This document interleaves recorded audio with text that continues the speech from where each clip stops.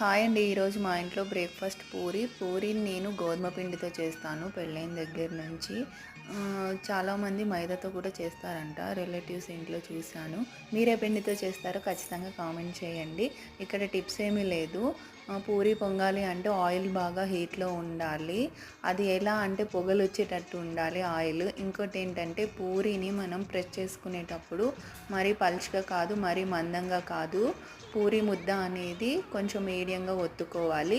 ఇకపోతే మనము ఇంట్లో ఇలా డీప్ ఫ్రైస్ చేసుకునేటప్పుడు ఆయిల్ బాగా యూజ్ చేస్తాం కదా, ఆయిల్కి బాయిలింగ్ పాయింట్ అనేది ఉంటుంది. సో మనం వన్ టైంలోనే ఇలా లాస్ట్లో ఫైనల్లో ఇంట్లో ఉండే వడియాలు కానీ ఏమన్నా పిల్లలకి ఇలా వేయించి ఎయిర్ టైట్ బాక్స్లో పెట్టుకున్నారు అంటే మనం ఒక 10-20 డేస్ యూజ్ చేసుకోవచ్చు. బయట కొనే లేసు ఇవి చిప్స్ మనకి ఆయిల్ వల్ల డ్యామేజ్ అవుతుంది.